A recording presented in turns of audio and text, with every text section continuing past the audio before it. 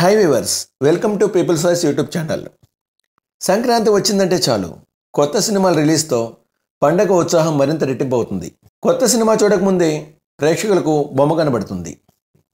వినోదం కోసం సరదాగా సినిమాలకు వెళ్దామని భావిస్తున్న సగటు మనిషికి మైండ్ బ్లాంక్ అయ్యే విధంగా టిక్కెట్ల రేట్లను పెంచి థియేటర్ యాజమాన్యాలు క్యాష్ చేసుకుంటున్నాయి. విడుదలైన మొదటి రోజే తమ అభిమాన కథానాయకుడి సినిమాను చూద్దామని భావిస్తున్న అభిమానుల బలహీనతను ఆసరాగా చేసుకుని ప్రీమియర్ బెనిఫిట్ షోల పేరుతో మరింత గుంజుకుంటున్నారు. పండుగ రోజుల్లో విడుదలైన సినిమాల సంగతి ఇక చెప్పక్కర్లేదు. కాంబోని జడ్జ్ చేస్తూ అదనపు బాధలు బాదుతూనే ఉన్నారు.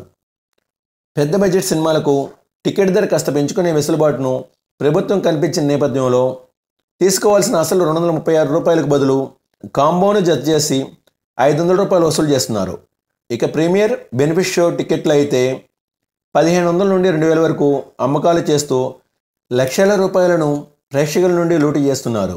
మహేష్ బాబు కథానాయకుడిగా నటిస్తున్న గుంటూరు కారం సినిమా శుక్రవారం విడుదలైన సందర్భంలో టికెట్కు ఫ్యాన్సీ రేట్లు జోడించి థియేటర్ యాజమాన్యాలు ప్రజలను నిలువ దోపిడీ చేస్తున్నారు.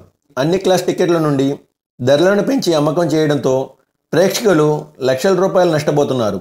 అభిమాన హీరో సినిమా, అందులోనూ పండుగ రోజుల్లో సినిమా చూద్దామని అనుకున్న వారి జేబులకు చిల్లపడుతున్నాయి.